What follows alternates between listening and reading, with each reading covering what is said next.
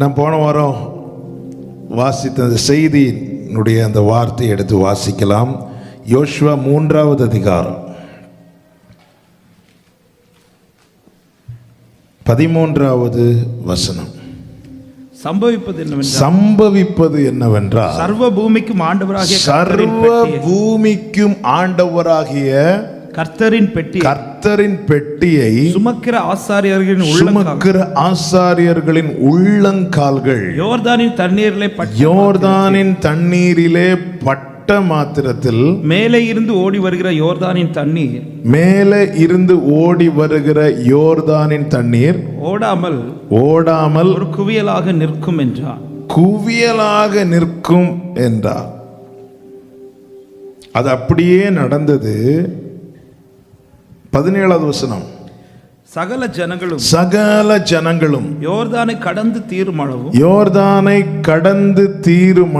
கர்த்தருடைய உடன்படிக்கை பெட்டியை சுமக்கிற ஆசாரியர்கள் கர்த்தருடைய உடன்படிக்கை பெட்டியை சுமக்கிற ஆசாரியர்கள் யோர்தானின் நடுவிலே தண்ணீர் இல்லாத தரையிலே காலூண்டி நிற்கும்போது இஸ்ரவேலர் எல்லாரும் தண்ணீரற்ற உலர்ந்த தரை வழியா கடந்து போனார்கள்.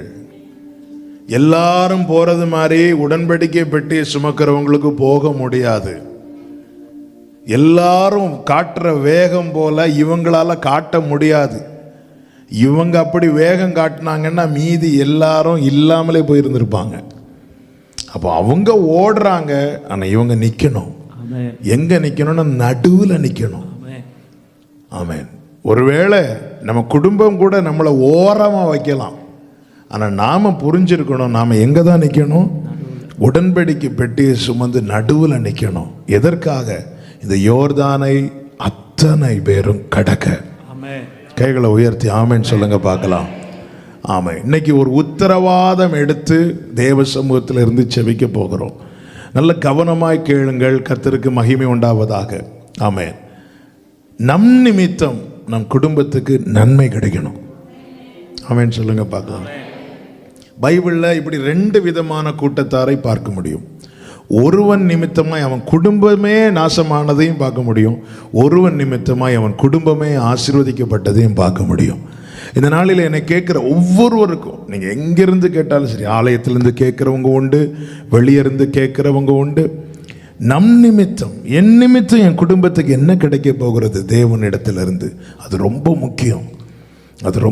அதற்காக தான் தேவ சமூகத்திலிருந்து நாம் இன்னைக்கு கொஞ்ச நேரம் ஜெபிக்க போகிறோம். இங்கே இந்த உடன்படிக்கை பெட்டியை சுமக்கிற ஆசாரியர்கள் நிமித்தம் அத்தனை பேருக்கும் இந்த யோர்தானை கடக்க முடிந்தது. ஆமென் சொல்லுங்க பார்க்கலாம். ஆமென். இன்னைக்கு உள்ள செய்தி எழுதுறீங்கன்னா அதுல ஒரு தலைப்பை போட்டுருங்க, என் நிமித்தம். ஆமென். என் நிமித்தம். என் நிமித்தம்னா அது நீங்க தான். ஓகே, என் நிமித்தம். ஹல்லேலூயா.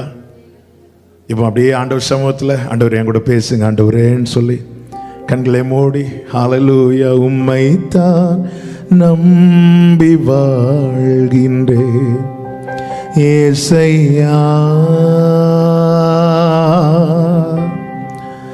உம்மைத்தான் சார்ந்து வாழ்கின்றேன் ஏசையா, உம்மைத்தான் நம்பி வாழ்கின்றேன் ஏசையா, உம்மைத்தான் சார்ந்து வாழ்கின்றேன் ஏசையா.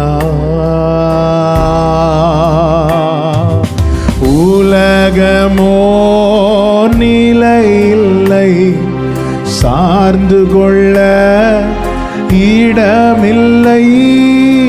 உலகமோ சார்ந்து கொள்ள,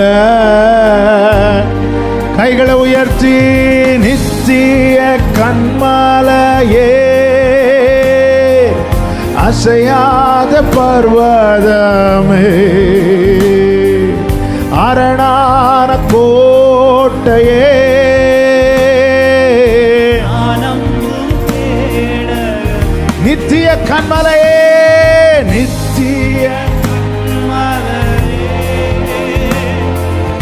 அசையாத பர்வதமே,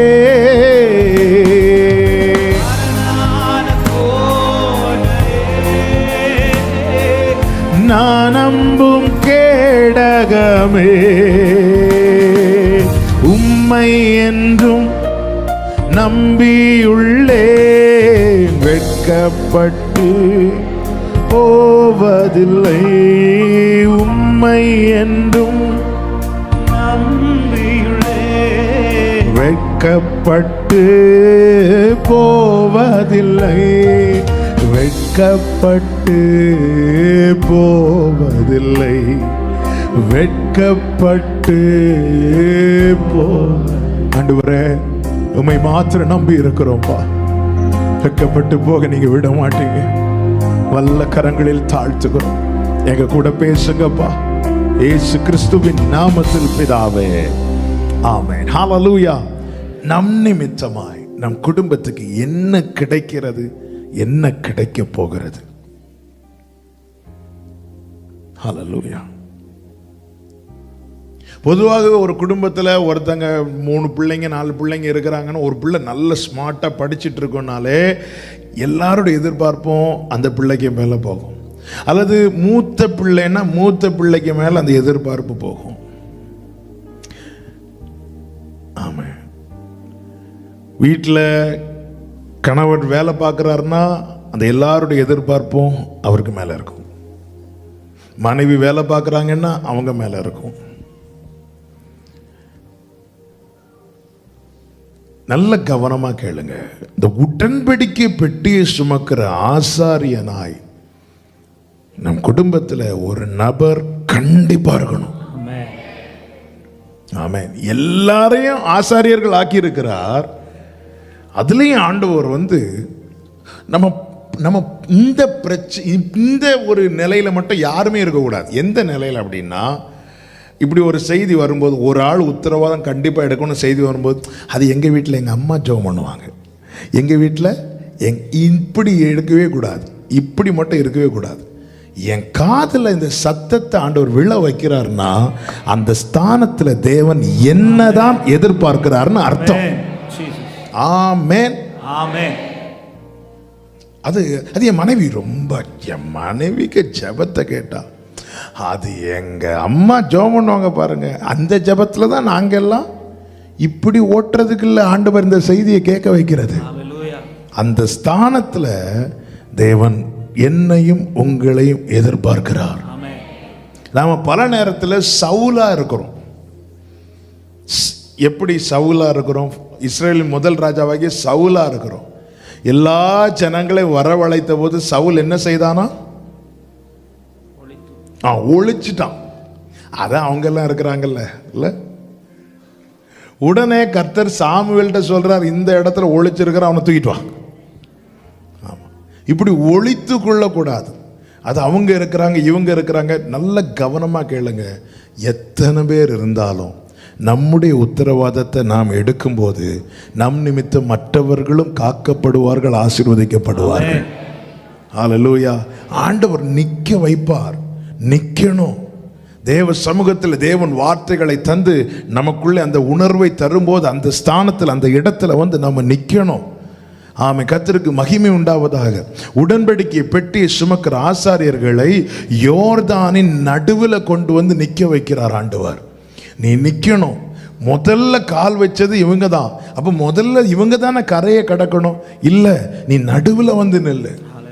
ஆண்டவரே, வெள்ளம் வந்துட்டுனா அது வராது, நீ நில்லு. நீ நின்னா வராது, நீ நின்ன வராது. உன் பக்கத்தில் 1000 வலதுபுறத்தில் 10000 விழுந்தாலும் அது உன்னை அணுகக்கூடாதுன்னு நீ அந்த வீட்டு நடுவில் நிற்கணும். நீ நிற்கணும். உடன்படிக்கை பெட்டி என்பது தெய்வ பிரசன்னத்துக்கு நிழல், தெய்வ பிரசன்னத்துக்கு அடையாளம். ஆமென். ஆண்டவருடைய பிரசன்னத்தை சுமக்கிற பாத்திரமாய் தேவ பிள்ளைகள் ஒவ்வொருவரும் அந்தந்த கூடாரத்தில் அவங்கவுங்க வீட்டில் நிற்கணும். கர்த்தருக்கு மகிமை. நல்ல கவனமா கேளுங்க. வாலிபர்கள் கேளுங்க, பெரியவங்க கேளுங்க, எல்லாரும் கேளுங்க. கர்த்தருக்கு மாத்திரம் மகிமை உண்டாவதாக. ஆமென். யோசுவாவை போல மோசேக்கு இப்போ யுத்தம் செய்ய முடியாது. யோசுவா வாலிபன், துடிப்புள்ளவன், வேகமுள்ளவன், துரிதமாய் செயல்படுகிறவன். உண்மையுள்ளவன், பலமுள்ளவன். அமலேக்கியருக்கு எதிராக யுத்தம் பண்ண யோசுவா தான் போறான். யோசுவா பட்டயத்தை பிடிக்கிறவன், மோசே கோலை பிடித்திருக்கிறவன். யோசுவாவை போல மோசேக்கு யுத்தம் பண்ண முடியாது. ஆனால் மோசே கையை உயர்த்தி நிக்காம யோசுவாவுக்கு ஜெயிக்கவே முடியாது.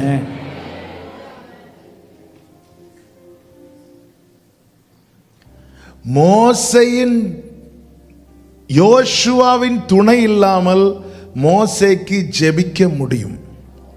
மோசேயின் ஜெபம் இல்லாமல் யோசுவாவுக்கு ஜெயிக்கவே முடியாது. ஆமென்.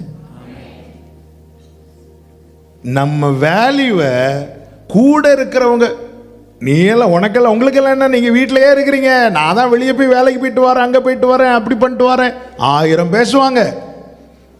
முதல்ல நம்முடைய வேல்யூவை நம்ம புரிஞ்சுக்கணும். என்னால் வேற எதுவுமே யோசுவா மாதிரி ஒன்றுமே, வீட்டில் இருக்கிற மற்றவங்கள மாதிரி என்னால் எதுவுமே செய்ய முடியல. அப்படி இருந்தும் என்னை ஏன் இந்த யோர்தானின் நடுவில் வைத்திருக்கிறார்?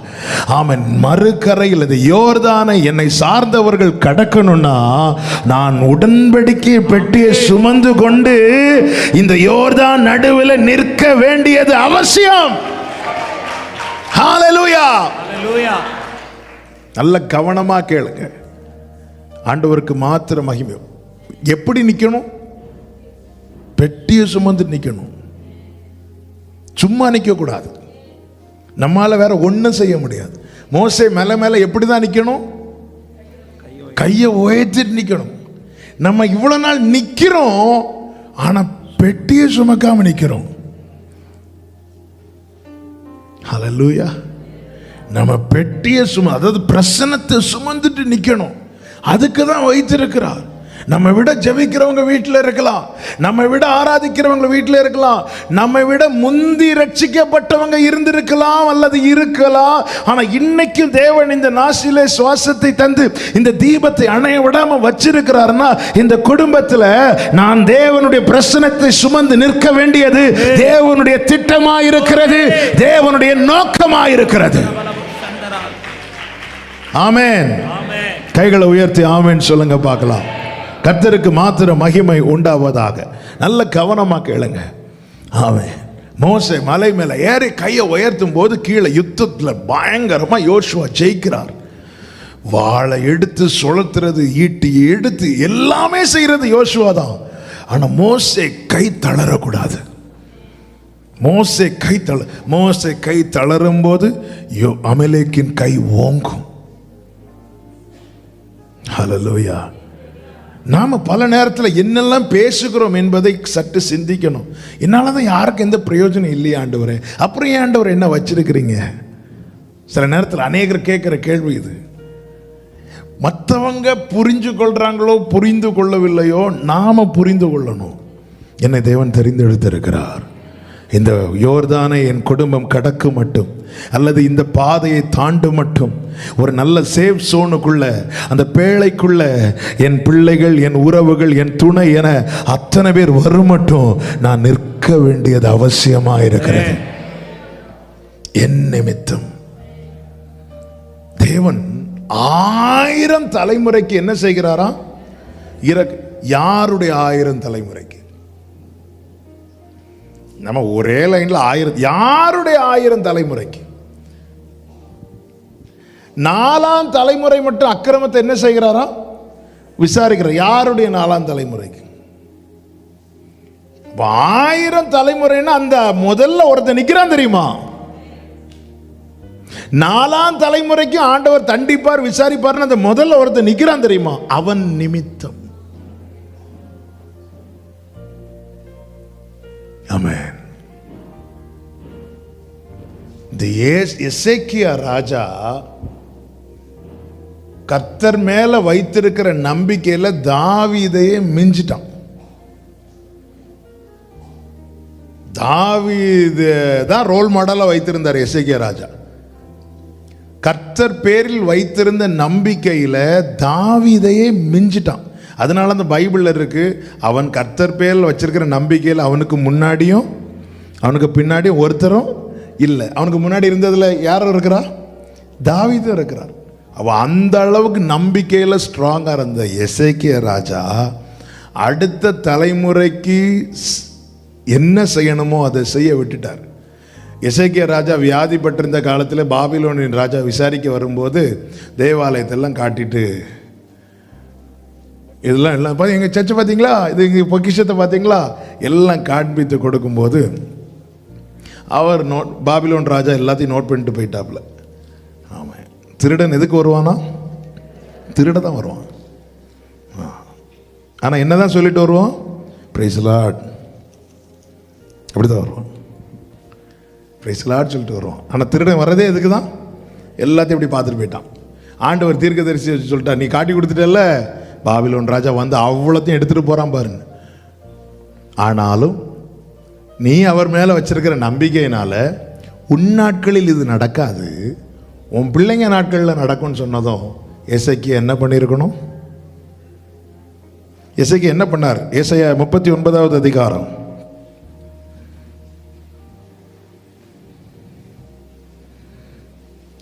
5 முதல் வாசிங்க. அப்பொழுது ஏசாயா எசேக்கியாவை நோக்கி, சேனைகளுடைய கர்த்தரின் வார்த்தை கேளு. இதோ நாட்கள் வரும், அப்பொழுது உன் வீட்டிலும் உள்ளதிலும் உன் பிதாக்கள் இந்நாள் வரைக்கும் சேர்த்ததிலும் ஒன்றும் மீதியாய் வைக்கப்படாமல் எல்லாம் பாபிலோனுக்கு கொண்டு போகப்படும். நீ பெறப்போகிற உன் சந்ததியாகிய குமாரரிலும் சிலர் பாபிலோன் ராஜாவின் அரண்மனை வேலைக்காரராய் இருப்பார்கள் என்று கர்த்தர் சொல்லுகிறார். அடுத்த வார்த்தை ரிப்ளை பாருங்க. எசேக்கியா சொன்ன ரிப்ளை பாருங்க. எசேக்கியா, நீ சொன்ன கர்த்தருடைய வார்த்தை நல்லதுதான் என்று சொல்லி என் நாட்களிலாவது சமாதானமும் உண்மையும் இருக்குமே என்றார். என் நாட்களிலாவது நல்லா இருக்குமே.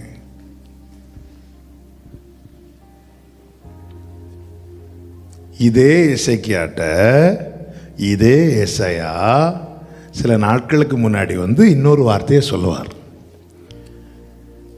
எல்லாவற்றையும் ஒழுங்குபடுத்தும், நீர் பிழைக்க மாட்டீர், நீர் மரித்து போவீர்.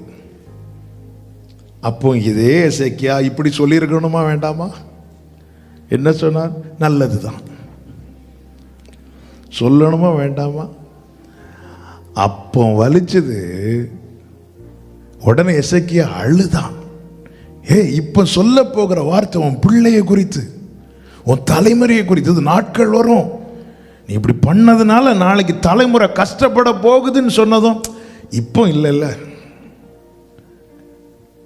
பைபிளில் ஒரு கூட்டத்தாரை குறித்து சொல்லப்பட்டிருக்கிறது, இன்று புசிப்போம் குடிப்போம் நாளை சாவோம். இந்த இடத்துல கேட்டதும் எசேக்கியா என்ன செஞ்சிருக்கணும்? அன்னைக்கு சுவர்புறமாய் திரும்பி அழுதது போல தன் தலைமுறைக்காக சுவர்புறமாய் திரும்பி அழுதிருக்க வேண்டுமா வேண்டாமா? இப்போ இல்லை, ஏன் நாட்களில் பிரச்சனை இல்லை. ஓகே, அது நிமித்தம் தலைமுறை கஷ்டப்பட்டது, தலைமுறை தள்ளப்பட்டது, தலைமுறை பாபிலோனிலே கொண்டு போகப்பட்டது. ராஜா வீட்டில் பிறந்த பிள்ளைங்க வேலைக்காரர்களாக இருக்கிறாங்க. சிம்பிளாக சொல்லணும்னா, பிறந்ததுலேருந்தே வாடகை வீட்டில் இருக்கிறவங்களுக்கு பழகியிருப்பாங்க. ஆனால் சொந்த வீட்டில் இருந்துட்டு இல்லை, அப்பா அம்மாலாம் நல்ல சொந்த வீட்டில் ராஜா மாதிரி இருந்துட்டு பிள்ளைங்க எங்கேயோ ஒரு இடத்துல வாடகை வீட்டில் இருந்து வாடகை கொடுக்க முடியாமல் கஷ்டப்படுற நிலைய மாதிரி பரிதாபமான நிலைமை வேற கிடையாது. அரண்மனையில் ராஜாக்களாக இருந்தவர்கள் இன்னொரு அரண்மனையில் வேலைக்காரங்களாக இருக்கிறாங்க. இது யாரால் வந்தது? யார் நிமித்தமாக? எசேக்கியா நிமித்தமாக. இவன் ஆண்டவரை நம்பாதவனா? நம்பினவன், எல்லாத்துலேயும் பெர்ஃபெக்ட். ஆண்டவர்கிட்ட எப்படி கிளைம் பண்ணி வாங்குறான்? நான் உமக்கு முன்பாக உண்மையும் உத்தமமாக அவன் உண்மை உள்ளவன். ஆண்டவர்கிட்ட சொல்ல முடியுமா அந்த வார்டை? தானியேல் கூட சொல்ல முடியல, தானியேலால கூட சொல்ல முடியல. தானியேல் என்ன சொல்ற? நான் என் நீதியை நம்பி கேட்கல. தானியேல் உண்மை உள்ளவன். அப்படி இருந்து ஆண்டவர்கிட்ட அதை சொல்ல முடியல. இல்ல ஐயோ. ஆனா எசேக்கியா எவ்வளவு துணிந்து கிளைம் பண்றான்னா உண்மை உள்ளவனா இருந்ததுனால. தன் காரியத்தில் கரெக்டா இருந்தான், அடுத்த காரியத்தில் கோட்டை விட்டுட்டான். ஹல்லேலூயா. தாவீதை பாருங்க, ஆண்டவர் சமூகத்தில் இருந்து கேட்கிறான், ஆண்டவரே உமது அடியானின் வீடு உமக்கு முன்பா இருக்கும்படிக்கு அதை ஆசீர்வதித்தருளும்.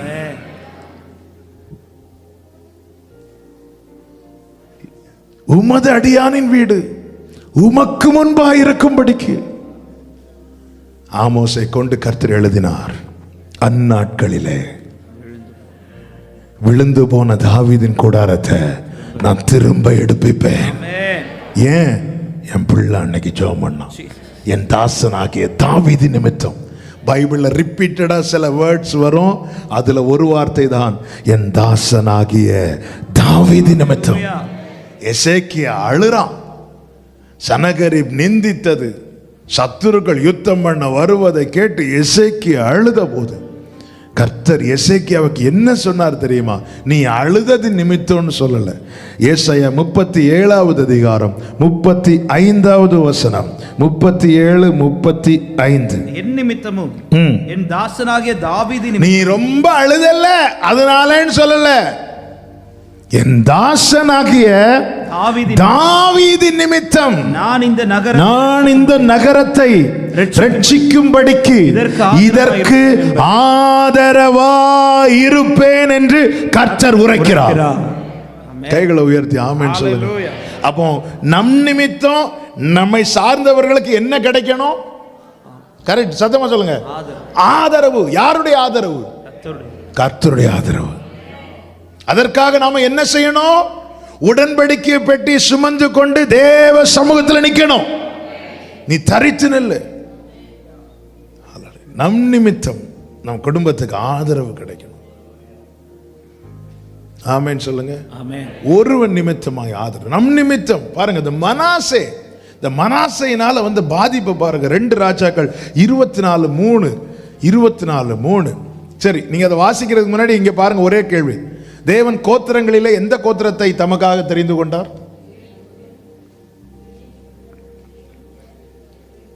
இன்னும் இயேசு கிறிஸ்து எந்த கோத்திரத்தில் வழிபட்டார்? யூதா. இனி வாசிங்க 2 ராஜாக்கள் 24:3. மனாசே தன் எல்லா செய்கைகளினாலும் செய்த பாவங்களின் நிமித்தம் யூதாவை தமது சமூகத்தை விட்டு அகற்றும்படி கர்த்தருடைய கட்டளையினால் அப்படி நடந்தது. ஒருத்தனால ஒரு கோத்திரத்தை கர்த்தருடைய சமூகத்தை விட்டு அகற்றி விட்டார். இப்ப யூதா அகற்றப்பட்டது யார் நிமித்தம்? மனாசே நிமித்தம். நான் அதனால தான் இந்த டைட்டில் நல்லா அழுத்தி எழுத சொன்னேன். என்ன எழுதுறீங்க? என் நிமித்தம். என் நிமித்தம்.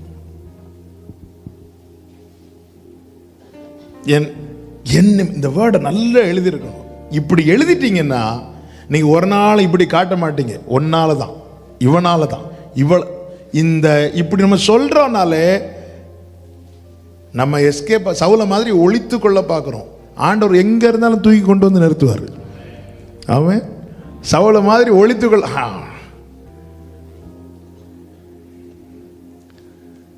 உங்களை பார்த்து ஒருத்தங்க சொல்றாங்களா, உன்னாலதான் கஷ்டம், உன்னாலதான் பிரச்சனைன்னு. நீங்க புரிஞ்சுக்கோங்க, இந்த வீட்டில் ஏன் என்ன பார்த்து சொல்றாங்கன்னா உண்மைதான். இந்த வீட்டில் உடன்படிக்கை பெட்டி சுமக்கிற ஆசாரியனா கர்த்தர் என்ன வைத்திருக்கிறதுனால என்னதான் கை காட்ட முடியும் இல்ல?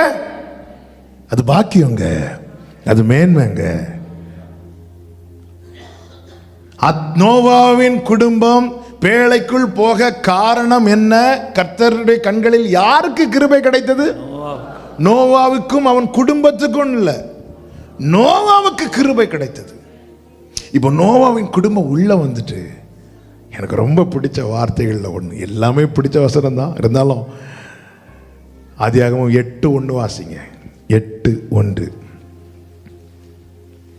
தேவன் நோவாவையும் அவனுடனே பேழையில் இருந்து சகல காட்டு மிருகங்களையும் சகல நாட்டு மிருகங்களையும் நினைத்தருளினார். அந்த பேழையில வேற மனுஷனே இல்லையா? தேவன் நோவாவையும் போட்டு கமா போட்டதும், அப்படி நோவான்னு சொல்லும் போது அவன் அந்த இதுக்குள்ள யாரெல்லாம் வந்துட்டாங்க? அவருடைய மனைவி, பிள்ளைங்க, மருமக்கள், அத்தனை பேரையும் கர்த்தர் யாரை வச்சுதான் நினைக்கிறாரு? நோவாவை நினைக்கும் போது நோவாவின் குடும்பம் உள்ள வந்துட்டு. நோவாவை நினைக்கும் போது காட்டு மிருகங்கள் உள்ள வரல.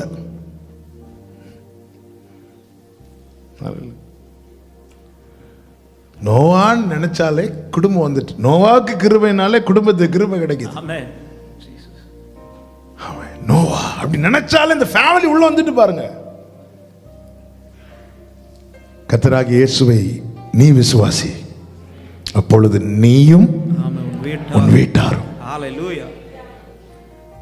எவ்வளவு பாக்கியத்தை வச்சிருக்கிறார். உடன்படிக்கையை பெட்டியை சுமக்கிற ஆசாரியனாய் நாம் இருப்பது நிமித்தம் நம் குடும்பத்துக்கு நாம் செய்கிற பெரிய நன்மைங்க இது. ஆமென். என் நிமித்தமும் என் தாசனாகிய தாவீது நிமித்தமும் சனகரிப் வந்து 1000 சொல்லட்டும், நான் இதை ரட்சிக்கும்படிக்கு இதற்கு ஆதரவாய் இருப்பேன், ஆதரவாய் இருப்பேன். உங்களை சார்ந்தவங்க ஏதாவது ஒரு பிரச்சனையில மாட்டி இருக்கலாம், ஆனா நீங்க தேவ சமூகத்தில் வடிக்கிற கண்ணீரினால கர்த்தருடைய ஆதரவின் கரம் அவர்களுக்காக நீட்டப்படும். ஆமென். சொல்லுங்க பார்க்கலாம். இன்னைக்கு நம்ம ஜெபம் பண்ண போறோம். மனாசே நிமித்தம் அந்த கோத்திரமே தள்ளப்பட்டது. அப்படி நம் நிமித்தம் ஒரு தீமை நம் குடும்பத்துக்கு நடக்கக்கூடாது. நம் நிமித்தம் ஒரு பிரச்சனை நம்மை சார்ந்தவங்களுக்கு வந்துடவே கூடாது. ஒரு ஃபேமிலியில நல்லா புரிஞ்சுக்கோங்க, ஏதாவது ஒரு குறைவோ ஒரு தாழ்வோ ஒரு வேதனையான காரியம் வரும்போது முதல்ல எதை யோசிக்கணும்னா, ஆண்டவரே நான் எங்க தவறு பண்ணியிருக்கிறேன், அப்படிதான் யோசிக்கணும். ஆகான் நிமித்தமாக இஸ்ரவேல் ஜனங்கள் தோத்துட்டாங்க. ஆயி பட்டணத்தாரோடு யுத்தம் பண்ண போகும்போது தோத்துட்டாங்க. ஆனா உடனே யோசுவா போய் மற்றவங்க வஸ்திரத்தை கிழிக்கல. யோசுவா யாருடைய வஸ்திரத்தை கிழித்தார்? தன்னுடைய வஸ்திரத்தை. நான் என்ன பண்ணேன்? ஆண்டவர் சுமத்தில் இருக்கும்போது, ஆண்டே நீ இல்லப்பா, நீ எழும்பு, நீ எப்படி படுத்து, நீ எழும்பு, அவன் தான் பிரச்சனை. அவ எடுத்ததும் நம்ம பிரச்சனையே அடுத்தவங்க வஸ்திரத்தை கிழிக்கிறதுல இருக்கிறோம். நீங்க தான் இப்படி பண்ணிட்டீங்க. ஏன்னா உடன்படிக்கை பெட்டி சுமக்கிற ஆசாரின் ஒருபோதும் இப்படி கை காட்டுகிறவனா இருக்க மாட்டான். ஆண்டவரே நான் என்ன ஆண்டவரே. தானியேல் செய்த ஒரு பாவத்தை பைபிள்ல இருந்து காட்டி தர முடியுமா? பைபிள்ல உள்ளதை உள்ளதென்றும் இது அப்படியே எழுதக்கூடியது. அதனால தான் நாளைக்கு அங்கே போய் நிற்கணும், ரொம்ப கேர்ஃபுல்லாக இருந்துக்கோங்கன்னு சொல்கிறது. ஆண்டவருடைய இருதயத்துக்கு ஏற்றவன் யாரு? தாவீது இல்லை? இருதயத்துக்கு ஏற்றவன்னா க்ளோஸ் டு ஹார்ட், இருதயத்துக்கு ரொம்ப நெருக்கமானவன். தாவீதுடைய A to Z எழுதியிருக்கிறார் ஆண்டவர் இல்லை? பழைய ஏற்பாடு போட்டுன்னு சொல்லிட்டு புதிய ஏற்பாடுலையும் ஆபிரகாம் இன்னாரை பெற்றார்னு சொல்லிட்டு தாவீது வரும்போது உரியாவின் மனைவி, ஆண்டவரே அதெல்லாம் போய் சொல்லிட்டு இருக்கிறீங்க, விடமாட்டார் அவன். ஏன்னா அந்த ஒரு காரியம் ஆண்டவருக்கு அது நீதியா இல்லை. அவன் பைபிள்ல உள்ளதை உள்ளதென்று இல்லதென்று சொல்லக்கூடிய ஒரே இன்னைக்கு வரைக்கும் இந்த பூமியில உருவாக்கப்பட்ட எந்த புத்தகத்தாலும் வீழ்த்த முடியாததும் நிலை நிற்கிறதுமான ஒரே புத்தகம் சத்திய வேதாகமம். ஏன்னா இதுல எழுதப்பட்டது அனைத்தும் உண்மை. இதுல பொய்யா ஒரு வார்த்தை கூட கிடையாது.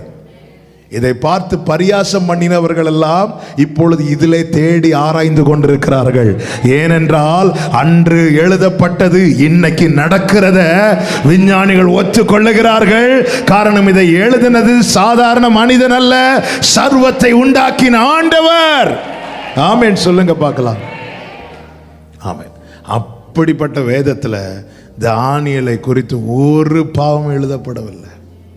சரி, தானியேலை விடுங்க, பொய் குற்றச்சாட்டு பண்ணுகிறவங்க தான் சத்துருக்கள்ல. அவங்களால கூட தானியேல் களவு பண்ணிட்டான், தானியேல் இப்படி பண்ணிட்டான்னு சொல்லவில்லை. அவங்க சொன்ன ஒரே குற்றச்சாட்டு, தானியேல் ஜெபம் பண்றான். ஆமென். நமக்கு இருக்கிற எல்லா இவன் ஜெபம் பண்ணவே, ஜெபம் பண்ணாதவங்களை சத்துரு போய் குற்றம் சாட்ட மாட்டான். ஏன்னா அவனுக்கு தெரியும் இது ஆல்ரெடி. ஒரே கம்ப்ளைண்ட் வந்து இவன் ஜெபம் பண்றான், இவன் ஜெபிக்கிறான். அந்த தானியேல் தேவ சமூகத்தில் ஜெபிக்கும் போது தன் ஜனங்களுடைய பாவங்கள் என்று சொல்வதற்கு முன்பதாக தன் பாவத்தை ஆண்டவரே நான் பாவம் பண்ணேன். அந்த ஜெபத்தின் நிமித்தம் தேசத்துக்கு விடுதலை உண்டு என்கிற கட்டளை பிறப்பிக்கப்பட்டது. எனவேதான் தூதன் பறந்து வந்து சொல்றான், நீ வேண்டிக் கொள்வதற்கு முன்னமே கட்டளை பிறப்பிக்கப்பட்டது. ஏன்? நீ மிகவும் பிரியமானவன். நான் பாவம் பண்ணேன், என் நிமித்தமாக என் வீட்டிற்கு என்ன கிடைக்கிறது? தாவீது நிமித்தமாய் ஆதரவு கிடைக்கிறது. 2 சாமுவேலின் புஸ்தகம் 9வது அதிகாரம் 1வது வசனத்தை வாசிங்க. யோனத்தான் நிமித்தம் என்னால் தயவு பெறத்தக்கவன் எவனாவது சவுலின் வீட்டாரில் இன்னும் மீதியாய் இருக்கிறவன் உண்டா என்று தாவீது கேட்டான். யோனத்தான் நிமித்தம் இங்கே தயவு தலைமுறை கிடைக்கிறது. மேவிபோசேத் என்கிற ஒருவன் இருக்கிறான். 2 காலும் முடமானவன். நீங்க அதை படிச்சீங்கன்னா தெரியும். யாராவது இருக்கிறானான்னு கேட்டதும் சீபா என்கிறவன் வருகிறான் பாருங்க. அவன் வந்ததும் ஒருவன் இருக்கிறான், அவன் பெயர் மேவிபோசேத்னு சொல்வதற்கு பதிலாக அவன் என்ன சொல்லுகிறான்? இன்னும் 3வது வசனம், இன்னும் மீதியாக இருக்கிறானா என்று கேட்டதற்கு அவன் இன்னும் யோனத்தானுக்கு 2 கால்களும் முடமான ஒரு குமாரன் இருக்கிறான். பேரை கூட சொல்ல முடியல. ஹல்லேலூயா. யோனத்தானுக்கு பிள்ளை. மற்றவங்க யாருமே அவன் பேர் கூட மறக்கப்படுகிறது அல்லது மறுக்கப்படுகிறது. பர்பஸா பேரை சொல்ல மாட்டாங்க, அவனை முடவன் தான் சொல்லி பழகிறாங்க. ஆனா யோனத்தான் நிமித்தம் கிடைக்கப்பட்ட தயவு அதன் பிறகு அவனை முடவன் என்று அழைக்கவில்லை. தாவீது அவனை பார்த்ததுமே என்ன சொல்றார் பாருங்கள். 6வது வசனம் முதல் வாசிங்க. சவுலின் குமாரனாகிய யோனத்தானின் மகன் மேவிபோசேத் தாவீதினிடத்தில் வந்தபோது முகங்குப்புற விழுந்து வணங்கினான். அப்பொழுது தாவீது ஒரே வார்த்தை. என்ன வார்த்தை? மேவிபோசேத். தயவு, நான் உன் பெயரை பெருமைப்படுத்துவேன். தயவு. இந்த தயவு எப்படி கிடைச்சது? நான் எப்படி வாங்குவேன்? எனக்கு 2 காலம், நான் முடவனாச்சே. மேவிபோசேத்தே, உங்க அப்பா யோனத்தான் நிமித்தம் இந்த தயவு எனக்கு கிடைச்சது. நம் நிமித்தம் நம்ம குடும்பத்துக்கு ஆதரவு தேவை. நம் நிமித்தம் நம் குடும்பத்துக்கு தயவு தேவை.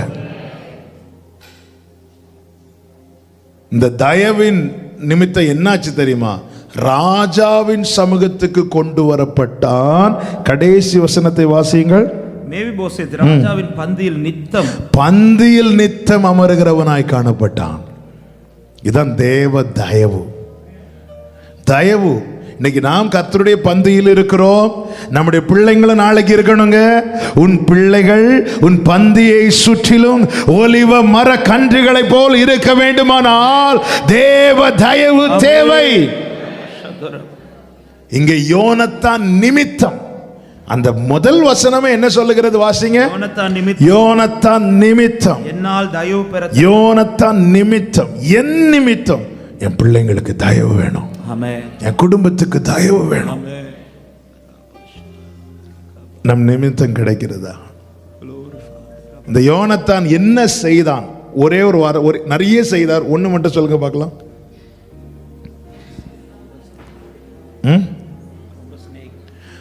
தாவீதை உயிருக்கு உயிராய் நேசித்தான். அவ்வளவுதான். என் நிமித்தம் என் பிள்ளைங்களுக்கு தயவு கிடைக்கணும்னா தாவீதின் வேரும் தாவீதின் குமாரனுமானவரை நான் உயிருக்கு உயிரா நேசிக்கணும். ஹல்லேலூயா. அந்த நேசம் பிள்ளை ஒரு தாவீதே நினைச்சு தயவு செய்யும் போது தாவீதுக்கு தயவு செய்தவர் எப்படிங்க செய்யாம இருப்பார்? அதனாலதான் கர்த்தரில் எவ்வளவு ஆண்டவரை நேசிக்கிறது மாதிரி வேற எதையும் நீங்க நேசிக்காதீங்க. நீங்கள் ஆண்டவரை நேசிக்கிறத விட உங்கள் பிள்ளைகளை நேசிக்கிறீங்கன்னா உங்கள் பிள்ளைகளுக்கு வரக்கூடிய தயவை நீங்கள் தான் உங்கள் பிள்ளைங்களுக்கு வில்லனே. ஆண்டவரை நேசிக்கிறத விட உங்கள் பிள்ளைகளை நேசிக்கிறீங்கன்னா நீங்கள் தான் உங்கள் பிள்ளைகளுக்கு வரக்கூடிய தயவை லாக் பண்ணி வைக்கிறீங்க. ஏன் ஜெபம் பண்ண முடியல? அது பிள்ளை அப்படி சொல்லவே கூடாது. தயவுக்கு நீங்கள் கண்ணியாயிடக்கூடாது. இந்த யோனத்தானையே சவுல் கொல்லவே யோனத்தானுக்கு மேலே ஈட்டி எறிஞ்சிட்டான். இன்னும் பார்த்தீங்கன்னா உண்மையிலே சவுலை விட தாவீதுக்கு மேலே யாருக்கு தான் கோபம் வரணும்? யோனத்தான் மேலே. ஏன்னா தாவீது இப்போ யாருக்கு ஸ்தானத்தை எடுக்க போறான்? சவுல் வயசாச்சு போக போறாரு. அடுத்து அந்த இடத்துல யார் வரணும்? யோனத்தான் தான் வரணும், பிள்ளை வரணும். அந்த ஸ்தானத்தை தான் தாவீது ஆண்டவர் கொண்டு வரார். அப்ப முதல்ல தாவீது மேல கை போடுறதே யாரா இருக்கணும்? ஆனா யோனத்தான் ஏன் செய்யலைன்னா, நேசம் மரணத்தை விட வலியது. ஒருவன் நேசத்துக்காக எதையும் இழப்பான். அந்த ஸ்தானத்தை விட அந்த நேசம் பெருசா இருந்துச்சு.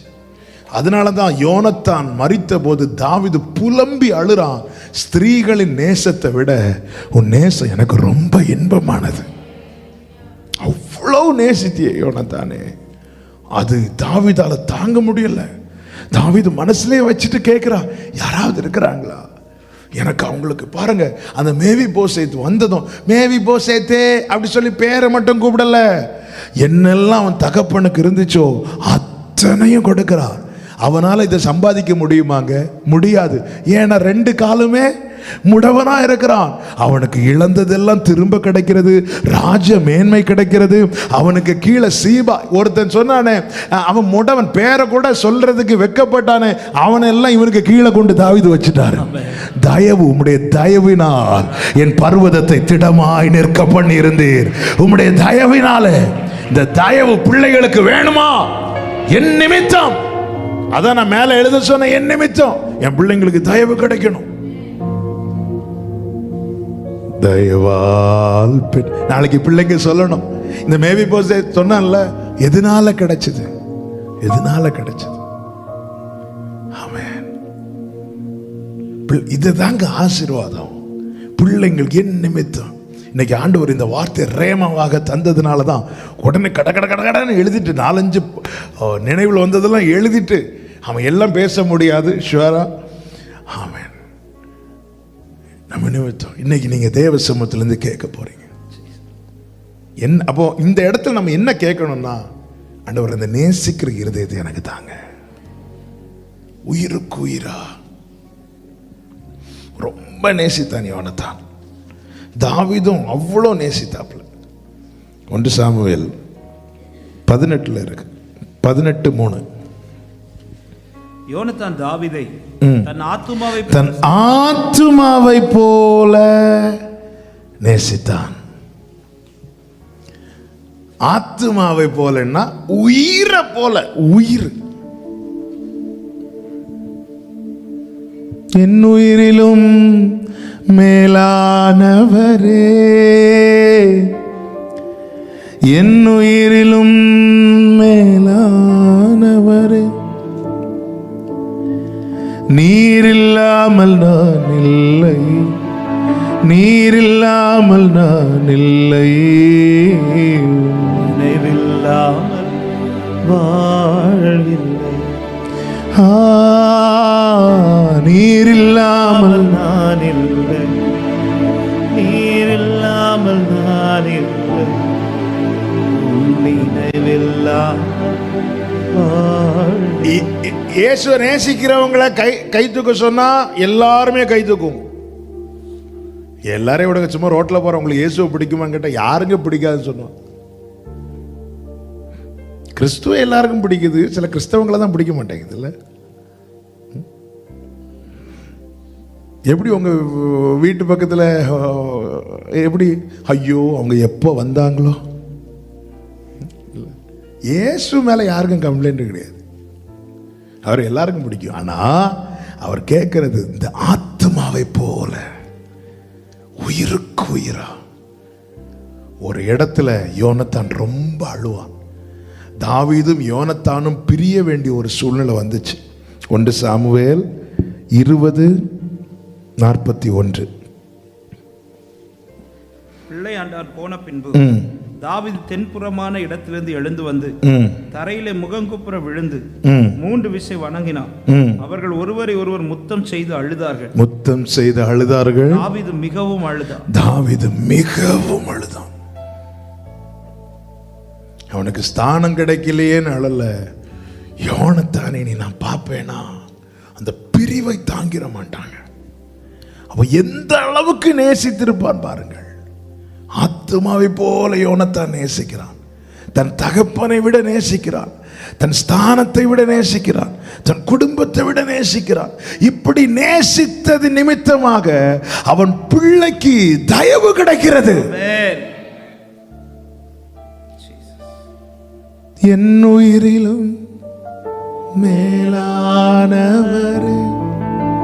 என் கூட சேர்ந்து சொல்லுவீங்களா? என் உயிரிலும் மேலானவரே, நீரில்லாமல் நான் உன் நினைவில்லாமல்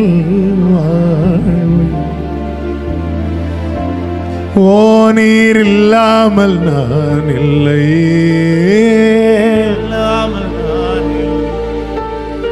Thank you, Father. உங்க உயிரை விட அவரை நேசிங்க. உங்க ரத்தமாகிய உங்க பிள்ளைங்களுக்கு தயவு கிடைக்கும். அந்த தயவு, அந்த பிள்ளைகளுடைய பெயர் அரண்மனையில் சொல்லப்பட்டது. அவர் சமூகத்தில் சொல்லப்படும். தாவீதால சொல்லப்பட்டது போல நீ தேவனை உயிருக்கு உயிராய் நேசித்து பார். உன் பிள்ளையை அவர் பெயர் சொல்லி அழைப்பார். அவர் சொல்லுவார், என் நிமித்தம் என் குடும்பத்துக்கு தயவு தேவை, என் நிமித்தம் என் குடும்பத்துக்கு ஆதரவு தேவை. ஆதரவு இல்லைன்னு அந்த சனகரிப்பு வந்து மூடி போட்டு விடுவார். ராஜா சமூகத்தில் பிரமாணம் இருக்கிறது. என்ன பிரமாணம்? முடவன் சப்பானி ஒருத்தன் கூட எருசலேம் நகரத்துக்குள்ளே வரக்கூடாது. ஆனால் தயவு என்பது பிரமாணத்தை விட மேலே. ஆமென். பிரமாணத்தின்படி நாம் எல்லாம் பிராகாரத்தில் கூட நிற்க தகுதியற்றவர்கள். நாம் எந்த கோத்திரத்தார்? ஹல்லேலூயா. யூதா கோத்திரத்தில் எத்தனையோ ராஜாக்கள் எழும்பினார்கள். அவர்கள் கையில் கிடைக்கப்பட்ட அத்தனை புறஜாதிகளையும் அவர்கள் வெட்டி போட்டார்கள். ஆனால் அதே யூதா கோத்திரத்தில் ஒருவர் எழும்பினார். அவர் கையில் கிடைக்கப்பட்ட இந்த புறஜாதியானை அவருடைய இரத்தத்தாலை மீட்டு அவரை அப்பா பிதாவே என்று அழைக்கத்தக்க புத்திர ஸ்வீகாரத்தை தந்து இந்த மகா பரிசுத்த ஸ்தலத்தில் ஹுராமா சந்தரால் அறியா கொண்டு வந்து அழகு பார்க்கிற அவருடைய தயவு எவ்வளவு பெரியது. ஹல்லேலூயா. அநாதையான என்னை அணைத்து சேர்த்த அன்பே, ஆதரவில்லா என்னை அபிஷேகித்த அன்பே, அநாதையான என்னை அணைத்து சேர்த்த அன்பே, ஆதரவில்லா என்னை அபிஷேகித்த. கமான், கைகளை உயர்த்தி. நீரில்லாமல் நான் இல்லை, நீரில்லாமல் நான் இல்லை, உம் நினைவில்லாமல் வாழ்வில்லை. நீரில்லாமல் நான் இல்லை, நீரில்லாமல் நான் இல்லை.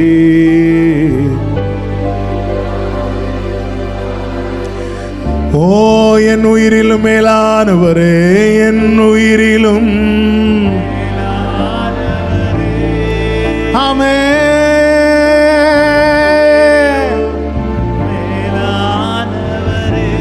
நீரில்லாமல் நீரில்லாமல் நீரில்லாமல் நான் இல்லை.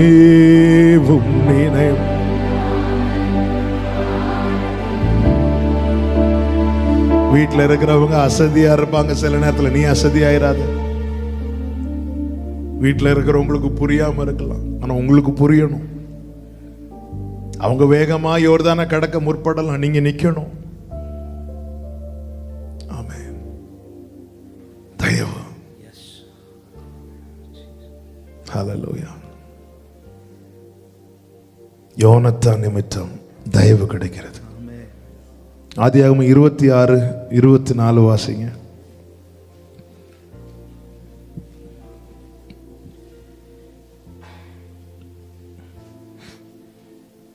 அன்று ராத்திரியிலே கர்த்தர் அவனுக்கு தரிசனமாகி, ஈசாக்குக்கு தரிசனமாகி, நான் உன் தகப்பனாகிய ஆபிரகாமுடைய தேவன், நான் உன் தகப்பனாகிய ஆபிரகாமுடைய தேவன், பயப்படாதே பயப்படாதே, நான் உன்னோட கூட இருந்து நான் உன் கூட இருந்து என் ஊழியக்காரனாகிய ஆபிரகாமின் நிமித்தம் உன்னை ஆசீர்வதித்து உன்னை நான் ஆசீர்வதிப்பேன், சந்ததியை பெருக பண்ணுவேன். இங்கே ஆபிரகாமின் நிமித்தம் ஈசாக்குக்கு என்ன கிடைக்கிறது சொல்லுங்க? ஆசீர்வாதம். தாவீது நிமித்தமாக ஆதரவு கிடைக்கிறது. யோனத்தான் நிமித்தமாக தயவு கிடைக்கிறது. ஆபிரகாம் நிமித்தமாக ஆசீர்வாதம். இதுதாங்க பிள்ளைங்களுக்கு நம்ம சேர்த்து வைக்கிற சொத்து. தேவ ஆதரவு, தேவ தயவு, தேவ ஆசீர்வாதம். தேவனிடத்திலிருந்து வர்றதெல்லாம் நிலைக்கும். உலகத்திலிருந்து வர்றதெல்லாம்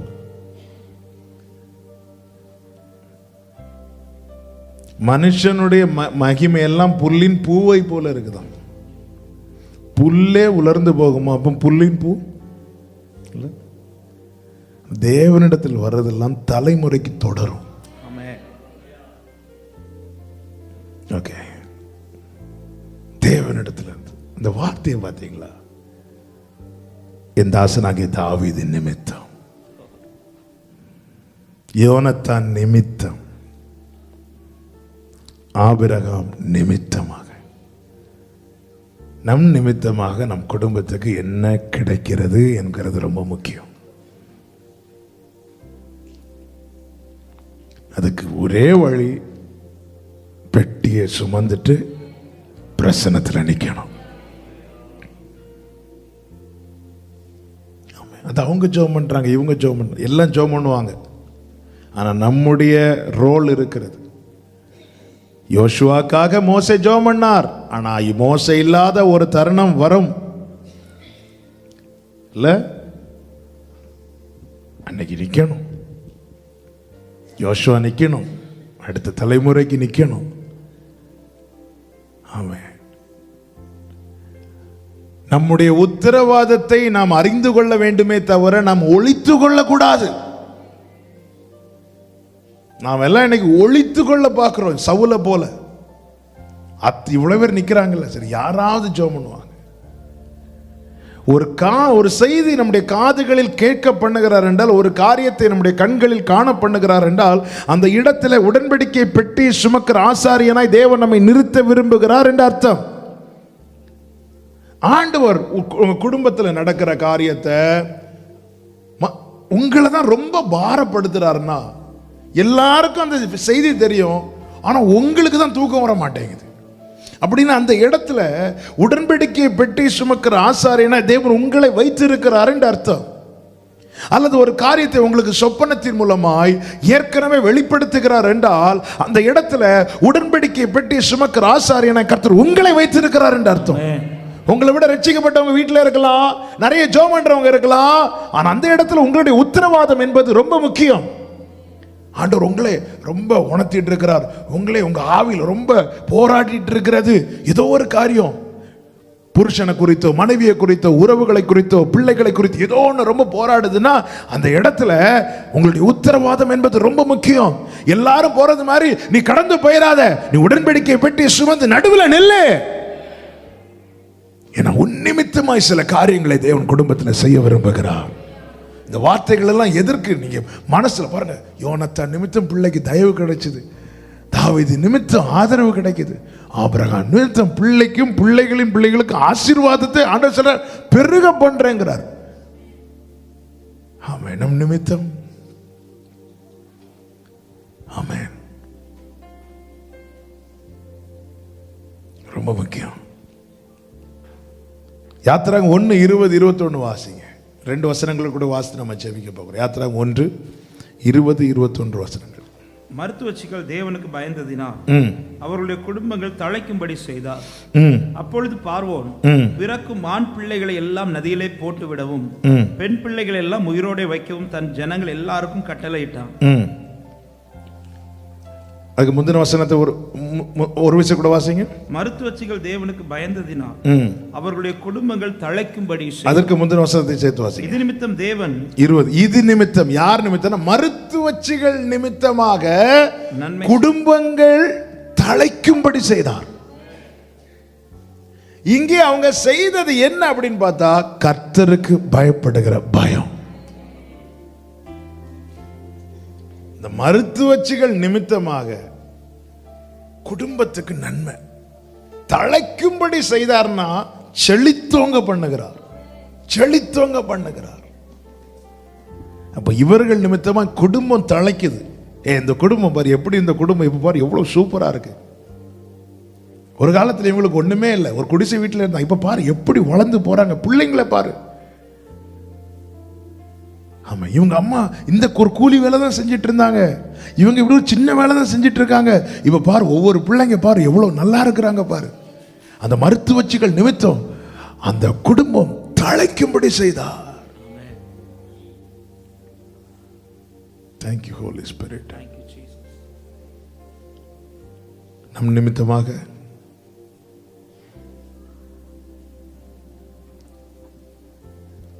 ஆமென். என் நிமித்தம் டைட்டில் போட்டிருக்கீங்களா, அது பக்கத்தில் ஒரு கொஸ்டின் மார்க்கையும் போட்டுருங்க. ஆமென்.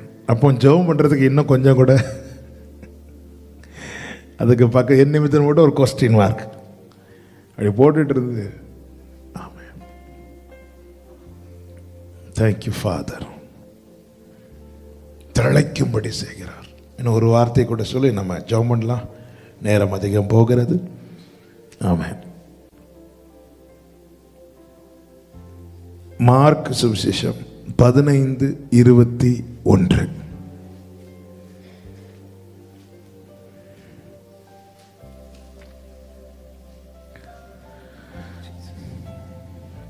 சிரேனே ஊரானும் அலெக்சாந்தருக்கும் ரூப்புக்கும் தகப்பனாகிய சீமோன் எனப்பட்ட ஒருவன் நாட்டிலிருந்து அவ்வழியே வருகையில் அவருடைய சிலுவை சுமக்கும்படி அவரை பலவந்தம் பண்ணினார்கள். இப்போ இயேசுவின் சிலுவையை சீமோன் சுமக்கிறான். ஃபுல்லா சுமக்கல, கொஞ்ச தூரம். இன்னும் நீங்க அந்த சரியான பிக்சர் 4 சுவிசேஷத்தை படிச்சீங்கன்னா ஒரு பிக்சர் தெரியாது. என்னன்னா இயேசு சுமக்கும் போது இவன் கொஞ்சம் அப்படி தாங்கி கொடுக்கிறான். இதனால பைபிள்ல எழுதும் போதே யாருக்கு பெயரையும் சேர்த்து எழுதிட்டாரு தெரியுமா? ஆண்டவர் பிள்ளைகளுடைய பெயரையும் சேர்த்து எழுதிட்டார். இன்னைக்கு நீ அவர் நிமித்தம் சில சிலுவையை சுமக்கிற சூழ்நிலை இருக்குமானால் உன் பிள்ளைகள் அங்கீகரிக்கப்படுவார்கள். ஹல்லேலூயா. ரோமருக்கு எழுதும் போது கடைசியில் பவுல் எல்லாரையும் பிளஸ் பண்றார். இவங்களை வாழ்த்துங்க, இவங்களை வாழ்த்துங்கன்னு சொல்லும் போது இந்த சீமோனுடைய பிள்ளைகளில் ஒருவனாகிய ரூப்பை வாழ்த்துகிறார். எப்படி வாழ்த்துகிறார்? ரோமர் 16:13, 16வது அதிகாரம் 13வது வசனம். கர்த்தருக்குள் தெரிந்து கொள்ளப்பட்ட ரூபையும், அந்த வார்த்தை கர்த்தருக்குள் தெரிந்து கொள்ளப்பட்ட ரூபையும். ஆமென். இந்த சீமோன் சிலுவையில கை வைக்கும் போது தேவன் பிள்ளைகளை தெரிந்து கொண்டார். ஆமென். ஆமென். பிள்ளைகளை பவுல கொண்டு எழுத கர்த்தருக்குள் தெரிந்து கொள்ளப்பட்டவன். இன்னைக்கு நீங்க படுகிற பிரயாசம் ஒன்று வீணாகாது. நாளைக்கு தெரிந்து கொள்ளப்பட்டவர்கள் கூட்டத்தில் உங்க பிள்ளைங்க இருப்பார்கள். கைகளை உயர்த்தி ஆமென் சொல்லுங்க பார்க்கலாம். இதுதான் அங்க ஆசீர்வாதம். அந்த பெயர் பட்டியல்ல ரூபின், ரூபை இல்ல ரூஃபஸ். ஆங்கிலத்தில் இருக்கும் salute Rufus, chosen in the Lord, தெரிந்து கொள்ளப்பட்ட ரூஃபஸ். பவுல் சொல்ல, நான் சல்யூட் பண்றேன் அவனை. இந்த சல்யூட் உனக்கு எப்படிப்பா கிடைச்சது? எங்க அப்பா இயேசு சுமந்த சிலுவையை கொஞ்சம் தூக்குனார். அதனால நான் நடந்து போகும்போது என்ன எல்லாரும் என்ன பண்றாங்க? சல்யூட் பண்றாங்க. சீமோன் நிமித்தம். இப்ப நான் சொன்னேன்ல, இதுதாங்க பிள்ளைங்களுக்கு சேர்த்து வைக்க வேண்டிய சொத்து. மீதி எல்லாம் புழு பூச்சி வந்து அரிச்சிட்டு போயிருமா இல்ல?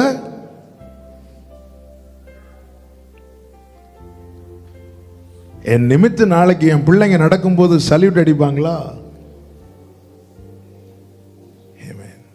இல்ல என்ன இருக்க பிள்ளை வரான் பாரு. கடந்த நாளில் ஒரு சகோதரி என்ற வேதனையோடு சில காரியங்களை ஃபாஸ்டிங் ப்ரேயர் டைம் வந்து பகிர்ந்து கொண்டாங்க. அவங்க சொன்ன வார்த்தை, என் தகப்பன் நிமித்தமாய் நானும் என் சகோதரர்களுக்கு தலை தூக்கி கூட நடக்க முடியாத ஒரு சூழ்நிலை, அப்படிப்பட்ட ஒரு காரியத்தை செஞ்சார். அதனால எங்கள் வாழ்க்கையில் நிறைய தடைகள்.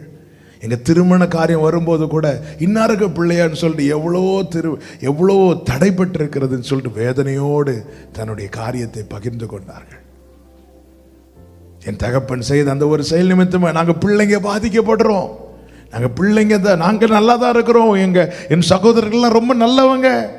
ஆனால் தகப்பனுடைய இந்த ஒரு செயல் நிமித்தமாய், இன்னாருடைய பிள்ளைங்கிற ஒரே காரியத்தை நிமித்தமாய் எவ்வளவு நிந்தைகள், அவமானங்கள்.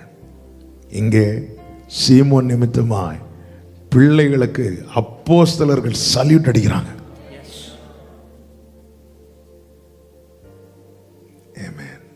நம் நிமித்தமாய் நம் குடும்பத்துக்கு இந்த கனம் வேணும். யாத்திராகமம் 31வது அதிகாரம் அதனுடைய 2 முதல் வேகமாய் வாசிக்கலாம். நான் யூதாவின் கோத்திரத்தில் ஊருடைய மகனான ஊரின் குமாரன் பெசலேயலை பெயர் சொல்லி அழைத்து, பெசலேயல் சும்மா சொல்லாம ஊரினுடைய குமாரன் சொல்றார். யார் இந்த ஊர் தெரியுமா? மோசே மலையில ஜெபிக்க ஏறும்போது ஆரோனோடு கூட இந்த ஊரும் போனான். ஊழியத்துக்கு துணை நின்றவனுடைய பிள்ளைய ஞானத்தின் ஆவியினால நிரப்புவான். ஊழியத்துக்கும் ஊழியர்களுக்கும் துணை நிற்கிறவர்களுடைய பிள்ளைகளை கர்த்தர் ஆசீர்வதிக்கிறார். இது வேத சத்தியம். ஊழியத்துக்கு மனப்பூர்வமாய் உண்மையாய் உறுதுணையாய் நிற்கிறவங்க ஆண்டவர் சொல்ற ஊரின் குமாரன் பெசலேயலை பெயர் சொல்லி அழைத்து. மிஸ் ஆயிடக்கூடாது. அந்த ஊர் செஞ்சது ஒரே காரியம், கர்த்தர் அது நிமித்தம் செய்ய போகிறது பெரிய காரியம். பெயர் சொல்லி அழைத்து வினோதமான வேலைகளை அவன் யோசித்து செய்கிறதற்கும் வெள்ளியிலும் வெண்கலத்திலும் வேலை செய்கிறதற்கும் ரத்தினங்களை முத்திரை வெட்டாக வெட்டி பதிக்கிறதற்கும் மரத்திலே சித்திர வேலைகளை செய்கிறதற்கும் மற்றும் சகலவித வேலைகளையும் செய்கிறதற்கும் வேண்டிய ஞானமும் புத்தியும் அறிவும் அவனுக்கு உண்டாக அவனை தேவ ஆவியினால் நிரப்பினார். ஊர் மோசேக்கு உதவியாக, ஊழியத்துக்கு உதவியாக மலையில ஏறும் போதே பெசலேயிலே ஆண்டவர் தெரிந்தெடுத்துட்டார். நாளைக்கு இவனை தான் மேன்மைப்படுத்துவேன். அதன் அர்த்தம் என்ன? அந்த கூட்டத்தில் எத்தனை லட்சம் பேர் இருந்தாலும் அத்தனை பேரிலும் ஞானம் உள்ளவன் பெசலேயல். ஹல்லேலூயா. ஊழியத்தில் எப்பவுமே உறுதுணையா இருக்கணும். கர்த்தருடைய ராஜ்யம் கட்டப்பட்டு வந்து ஆராதிச்சுட்டு போறதுக்கு ஒரு பெரிய கூட்டம் இருப்பாங்க. அதோட ஸ்டாப் பண்ணிடக்கூடாது. தலைமுறைக்கு சொத்து சேர்த்துக்கணுமா, தலைமுறை நல்லா இருக்கணுமா, ஊழியத்தில் என்னால் முடிஞ்ச பங்கு நான் நிற்கணும், உறுதுணையாக நிற்கணும். சண்டே கிறிஸ்டியனா மட்டும் இருக்கக்கூடாது. நம்மளால என்ன முடியும் அது செய்யணும். அது தலைமுறை என் நிமித்தமாக. அதனால தான் பெசலேயல் மட்டும் சொல்லாம ஊரின் குமாரன் எடுத்து சொல்ல காரணம் என்னன்னா, ஊர் செஞ்ச காரியம் நினைவுல வச்சிருக்கிறார். ஆமென். அன்னைக்கே ஊருக்கு தெரியாது, இப்படி நான் பண்றதுனால என் பிள்ளை நாளைக்கு தெரியாது. அவன் செய்யறத மனப்பூர்வமா செஞ்சான், உண்மையா செஞ்சான். கர்த்தர் பைபிள் சொல்லுது, அவருடைய நாம் அந்த வசனத்தை வாசிங்க. எபிரேயர் 6வது அதிகாரத்தின் 10வது வசனம் 11வது வசனமா? எபிரேயர் 6வது அதிகாரம் 10 வாசிங்க. ஏனென்றால் உங்கள் கிரியையும் பரிசுத்தவான்களுக்கு ஊழியம் செய்ததினாலும் செய்து வருகிறதினாலும் தமது நாமத்திற்காக காண்பித்த அன்புள்ள பிரயாசத்தையும் மறந்து விடுகிறதற்கு தேவன் அநீதி உள்ளவர் அல்லவே. ஆமென். நான் அன்பா சொல்றேன், ஊழியத்துக்கு அடுத்த காரியத்தில் முன்னிற்க வாருங்கள், உங்க பிள்ளைங்க நல்லா இருப்பாங்க. இது பைபிள்ல எழுதப்பட்ட வார்த்தை, இது சத்தியம், இது உண்மை. மோசே ஊர்கிட்ட கேட்கல, ஆமாம் நான் போறேன் எனக்கு கொஞ்சம் கூட வருவியான்னு கேட்கல. மோசே நீங்க படிச்சு ஆரோனையும் கூப்பிடல, சகோதரனை கூட கூப்பிடல, சகோதரனையும் கூப்பிடல, விசுவாசியும் கூப்பிடல. மோசே மேலே போனார், அவங்கள வாலண்டியராக கூட போகிறாங்க. ஏன்னா மோசே நிலைமை தெரியும், வயசானவர், அவர் கை தூக்க முடியாது, கொஞ்ச நேரத்தில் அவர் கை வலிக்க நம்ம போய் பக்கத்தில் இருக்கணும். அது என்ன கூப்பிடலை, அதனால போகலைன்னு மற்றவங்க இருந்திருப்பாங்க. ஊரும் அப்படி இருந்திருப்பாருன்னா பிள்ளைக்கு இந்த ஆசீர்வாதம் கிடைச்சிருக்காது. கூப்பிட்டா வர்றதுக்கு 1000 இருப்பாங்க. ஊழியத்துக்கு அடுத்த காரியத்தில் கூப்பிட்டு செய்யக்கூடாதுங்க, விரும்பி செய்யணும். ஊரை கூப்பிடல மோசே, ஒன்று வருவீங்களா, கூப்பிட்டதும் இது கர்த்தருடைய வேலை. அதான் அங்கே சொல்லப்பட்டிருக்கிறது. 10வது வசனத்தை திருப்பி வாசிங்க. ஏனென்றால் உங்கள் கிரியையும் நீங்கள் பரிசுத்தவான்களுக்கு ஊழியம் செய்ததினாலும் செய்து வருகிறதினாலும் தமது நாமத்திற்காக அவருடைய நாமத்திற்காக காண்பித்த அன்புள்ள பிரயாசம். ஊழியர்களுக்காக காண்பிக்கிற பிரயாசம் ஒரு காரியத்தோட முடிஞ்சிடும், அடுத்த காரியத்தை செய்ய மாட்டாங்க. அதான் செய்ததினாலும் செய்து வருகிறதினாலும். ஏன் தொடர்ந்து செய்யறாங்க அப்படின்னா, அவருடைய நாமத்து நிமித்தம் காண்பிக்கிற அன்புள்ள பிரயாசம். இதெல்லாம் அவர் நிமித்தமாக, அவர் நிமித்தமாய் செய்வதனாலே உன் நிமித்தமாய் உன் தலைமுறை ஆசீர்வதிக்கப்படும். ஊழியத்துக்கு அடுத்த காரியத்துல எல்லாம் முன்னாடி நிக்கணும், ஆண்டவர்கிட்ட கேட்கணும், ஆண்டவரே எனக்கு அதுக்குள்ள கிருபை தாங்க. நமக்கு என்ன செய்ய முடியும் நமக்கு தெரியும், அதை நம்ம செய்யணும். அது என்னை கூப்பிடல, அது என்கிட்ட இன்ஃபார்ம் பண்ணல, அப்படி நம்ம உக்காந்துட்டோம்னா யாருக்கு ஆசீர்வாதம் போயிரும் தெரியுமா, மிஸ் ஆயிரும் தெரியுமா? பெசலேலுக்கு, பிள்ளைகளுக்கு. ஊரை கூப்பிடல மோசே, நீங்க படிச்சு பாருங்க. கொஞ்சம் மேல நான் அப்படி மோசே போறார், கூடவே போயிட்டான். கூட போய் அப்படியே தாங்கி கொடுக்கிறான். ஆண்டவர் மனசுல வச்சுட்டார், நான் அவனை பெயர் சொல்லி அழைப்பேன். எல்லாம் இந்த கூட்டத்தில் இருக்கிற அத்தனை பேரை விட ரொம்ப பிரில்லியண்டா பெசலேல் மாற போகிறான். யார் நிமித்தம்? தகப்பன் நிமித்தமாய். இந்த நாளில் என்னை கேட்கிற ஒவ்வொருவருக்கும் இயேசுவின் நாமத்தில் சொல்றேன், நம் நிமித்தமாக நம் குடும்பத்துக்கு ஆதரவு, தயவு, அங்கீகாரம், ஆசீர்வாதம், கனம் இவைகள் தேவை.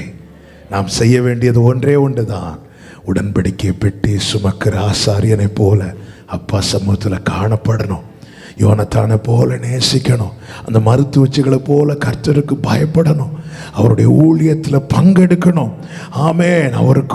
அவருக்கு உகந்த பாத்திரங்களாய், அவர் சமூகத்தில் எப்பொழுதும் காணப்படுகிறவர்களாய் இருக்க வேண்டும். அப்பொழுது நம் நிமித்தமாக, நீங்க மேலே எழுதி வச்சிருக்கிறீங்களா, என் நிமித்தம், அந்த வார்த்தைக்கு அர்த்தம் உண்டாகும். ஆமென். ஹல்லேலூயா. கர்த்தர் நல்லவர், கர்த்தருடைய நாமம் மகிமைப்படுவதாக. இப்பொழுது இருக்கிற இடங்களில் முழங்காற்படியிட முடிந்தால் முழங்காற்படியிட்டு அப்பா சமூகத்தில் இந்த கொஞ்ச நேரம் ஜெபம் பண்ண போகிறோம். ஆண்ட ஒரே வார்த்தை கேளுங்க. ஆண்டவர் உடன்படிக்கை பெட்டி சுமந்து அந்த யோர்தான் நடுவில் நின்ற ஆசாரியர்களைப் போல நான் காணப்பட வேணும். ஆண்டவர் காணப்பட வேணும்ப்பா. நீங்க இப்ப ஜெபம் பண்ணுங்க.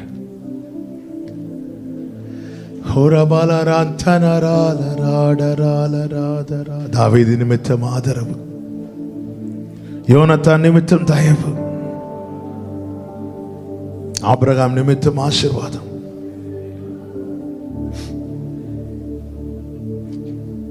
சீமோன் நிமித்தம் பிள்ளைங்களுக்கு அங்கீகாரம், மருத்துவச்சிகள் நிமித்தம் மேன்மை, செழிப்பு, ஆண்டவர்கிட்ட ஜெபம் பண்ணுங்க.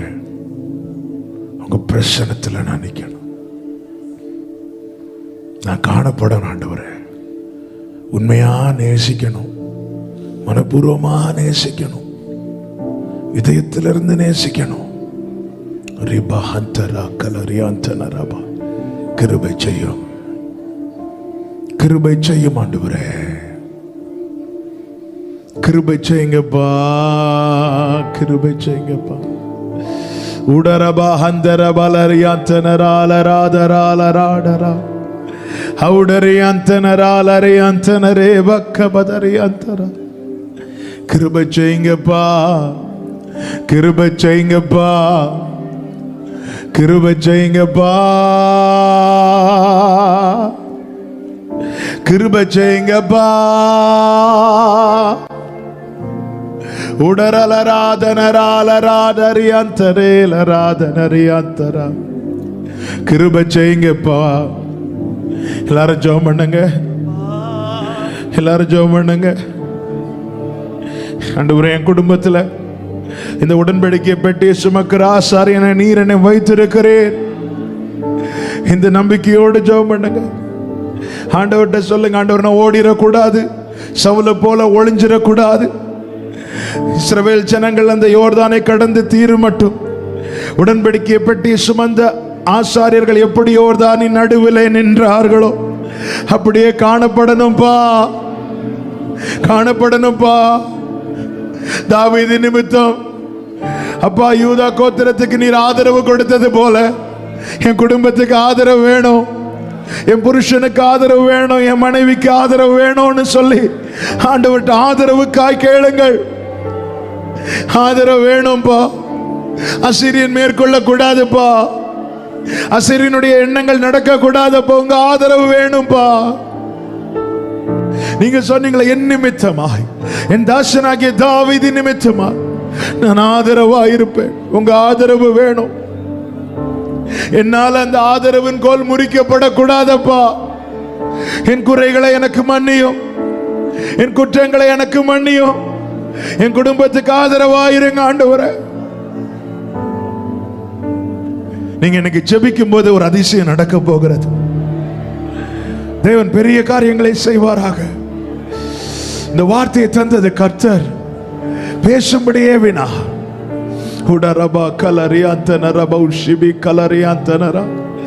Thank you Holy Spirit.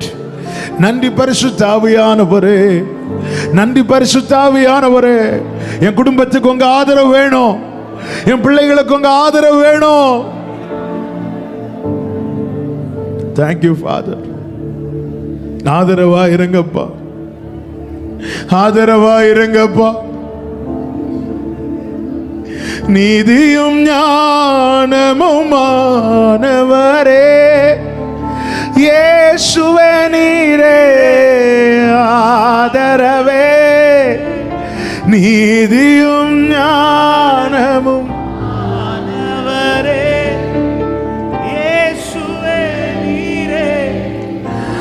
நீதியும் ஞானமுமானவரே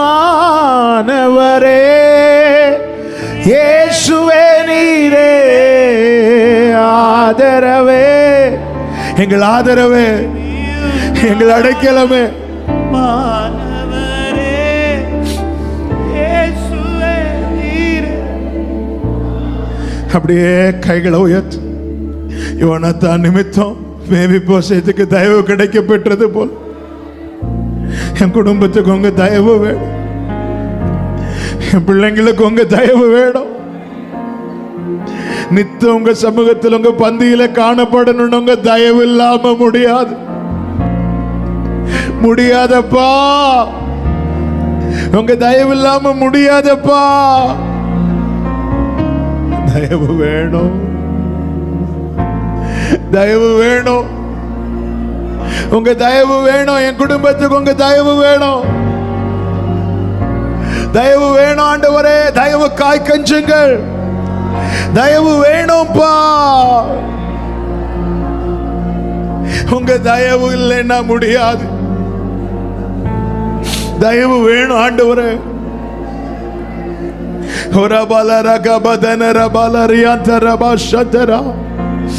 Thank you, Father.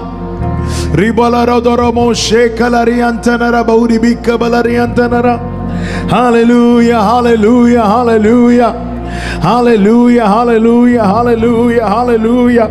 தயவு வேணும்பா, தயவு வேணும்பா, தயவு வேணும்பா, உங்க தயவு வேணும்பா.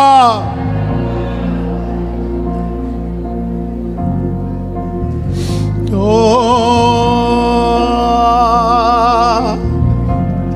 ஓ நீதியும் ஞானமும் மானவரே இயேசுவே நீரே ஆதரவே நீதியும் ஞானமும் மானவரே தகப்பனே இயேசுவே நீரே அற்பமான அற்பமான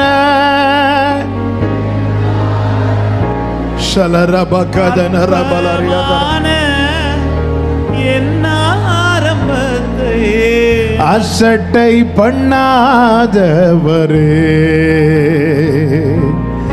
அன்பால் எல்லாம் தந்தீரே தயவால் பெற்றே. தயவு வேணும்பா, வாழ் பெற்று உங்க தயவு வேணும். நன்றி ஆண்டவரே, ஆபிரகாம் நிமித்தமா ஈசாக்கு ஆசீர்வதிக்கப்பட்டது போல என் குடும்பம் ஆசீர்வதிக்கப்படணும் ஆண்டவரே, ஆசீர்வதிக்கப்படணும் ஆண்டவரே. சீமோன் நிமித்தமாய் ஆண்டவர் பிள்ளைங்க அங்கீகரிக்கப்பட்டது போல கனம் பெற்றது போல ஆண்டவர் என் நிமித்தம் என் பிள்ளைங்க வெட்கப்படக்கூடாது, நாளைக்கு தலை குனிந்து போகிற நிலைமை வரக்கூடாது.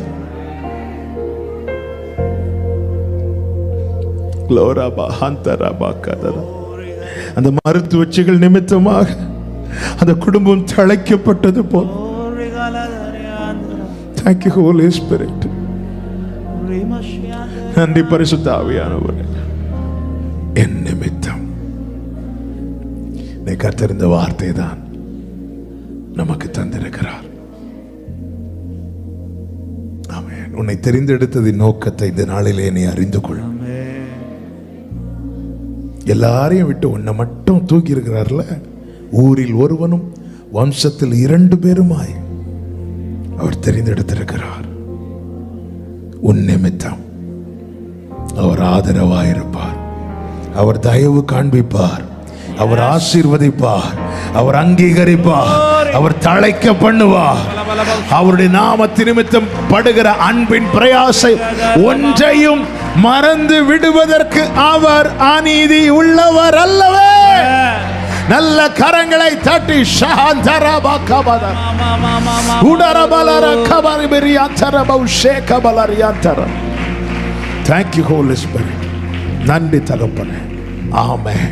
பரிசுத்த பிதாவே, நல்ல தகப்பனே, நன்றி நிறைந்த இருதயத்தோடு உம்மை நாங்கள் துதிக்கிறோம், ஸ்தோத்தரிக்கிறோம், மகிமைப்படுத்துகிறோம், வாழ்த்துகிறோம். நீர் நல்லவர். உம்முடைய மிகுந்த கிருபை ஆண்டவர் இந்த நாளிலே உம்முடைய சமூகத்திலிருந்து உம்மை நோக்கி பார்க்க, ஆராதிக்க, பாட, துதிக்க கர்த்தர் பாராட்டின கிருபைகளுக்காக நன்றி. நீர் எங்களோடு பேசினீரப்பா. எஸ் ஃபாதர், எங்கள் நிமித்தம் ஆண்டவரே நீர் தந்த குடும்பம், ஆண்டவரே நீர் தந்த உறவுகள், ஆண்டவரே ஆண்டவரை ஆதரிக்கப்படணும், தயவு பெற்றுக்கொள்ளணும், ஆசீர்வாதத்தை பெற்றுக்கொள்ளணுமே அன்றி எங்கள் நிமித்தம் ஆண்டவரே ஒரு வேதனை உண்டாகாதபடிக்கு நாங்கள் உணர்வுள்ளவர்களாக உம்முடைய சமூகத்திலே உம்முடைய பிரசன்னத்திலே தரித்திருக்க எங்களுக்கு உதவி செய்யும்.